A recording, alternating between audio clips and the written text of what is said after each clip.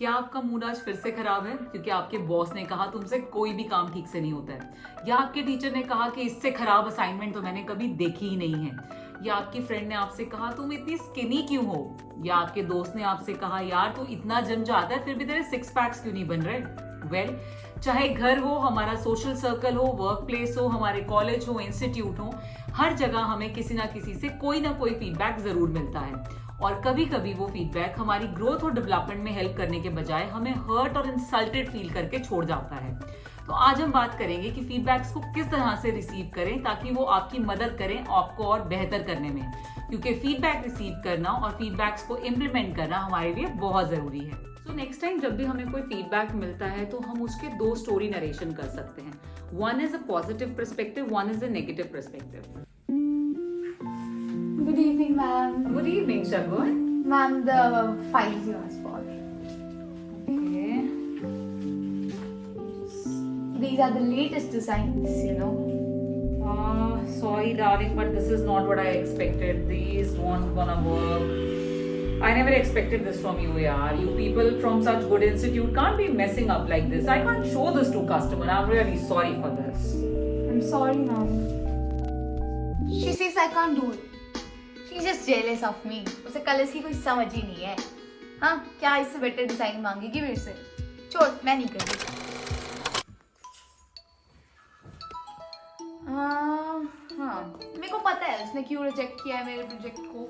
शायद इसीलिए क्योंकि वो कलर पैलेट ठीक नहीं था। हाँ, थोड़ा सा डार्क वाला कैसा रहेगा? Alright, this one is better. बाकी थोड़ी और रिसर्च कर लूंगी। And this time she'll surely love it because it's looking too beautiful, यार। Let's say somebody says कि सविता में टैलेंट नहीं है, तो मेरा नेगेटिव पर्सपेक्टिव हो सकता है कि यार अब मैं क्या करूं, मैं तो कोई टैलेंट ही नहीं है, मेरा तो लाइफ ही बिल्कुल खत्म है, मैं कुछ भी नहीं कर सकती हूँ। दूसरा, अगर मैं इसको सच मानूं तो उसको सच मानते हुए भी मेरा एक पॉजिटिव पर्सपेक्टिव हो सकता है कि अगर मुझ में टैलेंट नहीं है तो व्हाट नेक्स्ट, जिंदगी तो मुझे जीनी है, अर्निंग्स भी अपने लिए करनी है, तो मैं क्या करूं।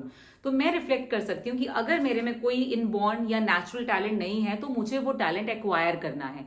उस टैलेंट को एक्वायर करने के लिए मैं अपस्किलिंग कर सकती हूँ, मैं कोई डिग्री कोर्स कर सकती हूँ, मैं यूट्यूब से सीख सकती हूँ, मैं लोगों को शेडो करके उनसे सीख सकती हूँ। तो वो सेम चीज अगर वो आपके बारे में सच भी है और वो एक नेगेटिव एलिमेंट है तो आप उसको एक्सेप्ट करके रोना चाहते हैं and you want to sit down on it, या आप उसे एक्सेप्ट करके मूव ऑन करना चाहते हैं कि इस सच के साथ, इस तथ्य के साथ मुझे आगे कैसे मूव ऑन करना है।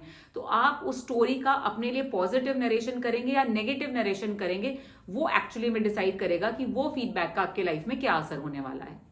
We all see things differently. आप ये समझिए कि जो पर्सपेक्टिव है वो एक ओपिनियन है, तो किसी का पर्सपेक्टिव सही या गलत होना जरूरी नहीं है। एट अ गिवन टाइम हम चीजों को किस तरह से देख रहे हैं, हमारी क्या रिफ्लेक्शन है, उसमें हमें लगता है कि हम सही हैं, सामने वाले को लगता है वो। जैसे कि ये फिगर है, अगर इसे आप एक तरीके से देखेंगे तो कभी आपको 3 नजर आएगा, कोई दूसरी तरफ खड़ा है तो उसको वो ई नजर आएगा, इधर साइड ऑपोजिट आप खड़े हैं तो किसी को एम नजर आएगा तो किसी को डब्ल्यू नजर आएगा। अब चारों लोग जो उस फिगर के अराउंड खड़े होंगे वो अपनी अपनी जगह पे सही हैं, लेकिन स्टिल वो डिफरेंट है। तो अगर आपसे कोई कह रहा है कि नहीं ये एम है और आप कहते हैं नहीं ये डब्ल्यू है, तो वहां आप फाइट करना चाहते हैं या उस फीडबैक को रिसीव करके रिफ्लेक्ट करना चाहते हैं कि यार ये इंसान ऐसा क्यों सोचता है और मैं इससे डिफरेंट क्यों सोचता हूं। एंड जब भी हम किसी से बातचीत करते हैं या कोई भी इंसान हमें फीडबैक दे रहा है, एक जो इशू हमें बहुत ज्यादा फेस करना पड़ता है या हमें पर्सनली जो है वो कहीं ना कहीं हिट करता है, वो है हमारा ईगो। हाँ, आपने बिल्कुल सही सुना, हमारा ईगो जो है वो हमें रोक सकता है एक अच्छा फीडबैक रिसीव करने से, क्योंकि हमें लगता है यार इसने मेरे बारे में ये चीज कैसे कही या मैं ऐसा नहीं हूं। तो हमारे जो अपने बहुत स्ट्रॉन्ग बिलीफ हमारे लिए हैं वो हो सकता है हमें एक फिल्टर लगा दें या एक रोक लगा दें कि यार हमारा ईगो हर्ट हो रहा है, तो उससे जो है इन्फॉर्मेशन वो डिस्टॉर्ट हो जाती है, क्योंकि हम उस इन्फॉर्मेशन को एज इज एक्सेप्ट नहीं कर पा रहे होते हैं और हमारा ईगो का एक फिल्टरेशन लग जाता है। तो अगर कोई बहुत थॉटफुल फीडबैक भी है, कोई बहुत कंसीडरेट फीडबैक भी है, तो वो कहीं ना कहीं हम जो है अपने आप तक पहुंचने नहीं देते हैं, क्योंकि हमारा ईगो जो है उसके बीच में आ जाता है। So it all comes down to that what you do with the feedback. तो अब हम बात करते हैं कि फीडबैक्स को दिल पे ना लें और उन्हें ग्रोथ और डेवलपमेंट के लिए यूज करें। उसके लिए हम क्या कर सकते हैं? So the first thing that you have to do is you have to take the control of it and don't let the situation get overpowering you. So we will be talking about 4 steps that you can take to take control over the feedback. So the first step is take a step back. जब भी आपको कोई feedback दे तो उसको अपने आप को थोड़ा उससे डिटैच करें, थोड़ा सा पीछे हटके उसके बारे में सोचें. And the second step is don't Fixit your mind on positive और नेगेटिव फीडबैक. ना ही पॉजिटिव फीडबैक के लिए आप बहुत ज्यादा कॉम्प्लेसेंट हो जाएं और ना ही नेगेटिव फीडबैक के लिए अपने आप के लिए ज्यादा क्रिटिकल हो जाएं. तो उसके बारे में आपने अपना माइंडसेट बिल्कुल ऐसे फिक्सेट नहीं कर देना है. And the third step is separate facts from opinions. Let say कोई किसी को कहता है कि आप बहुत मोटे लग रहे हैं. Now the fact and opinion can be different. It may be the illusion and you are fitter if you feel healthy, happier.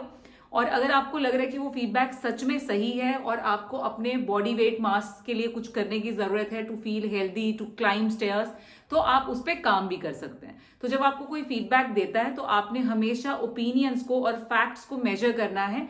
अगर वो फीडबैक जो है वो सच्चा है, उसमें कोई ना कोई फैक्ट है, कोई तथ्य है, तो आप उसको चूज कर सकते हैं कि आप उस पर काम करना चाहते हैं. The last and very important step is create a way forward. अगर आपको एक फीडबैक मिल गया है तो अब आगे क्या. अगर वो फीडबैक कंस्ट्रक्टिव है, आपके काम का है, तो आपने उस पर काम करना है. अगर आपको 1% भी इंप्रूवमेंट का स्कोप लगता है तो आप सोचिए, अगर आपकी बेहतरी हो रही है उस चीज को अपनाने से तो उसको अपनाने में कोई दिक्कत नहीं है. और अगर आपको लगता है कि वो फीडबैक आपके किसी काम नहीं आने वाला है और वो फीडबैक का आपके पर्सनल लाइफ के लिए या प्रोफेशनल लाइफ के लिए कोई मतलब नहीं है, तो उसको वहीं पर छोड़ दें और अपने आप को आगे बढ़ाएं. उस चीज पे अपने आप को डिस्टर्ब ना करते रहें कि यार वो मुझे ये क्यों बोल के चला गया, क्यों बोल के चली गई. अगर वो आपके काम का है उसको यूज करिए, अगर वो आपके काम का नहीं है तो move forward.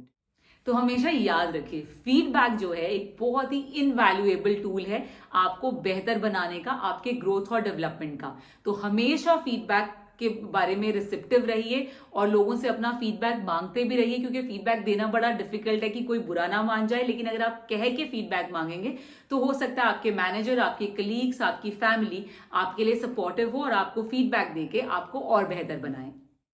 Thank you for staying us with till the end of the video. We wish you all the very best and may your feedbacks help you grow and develop yourself.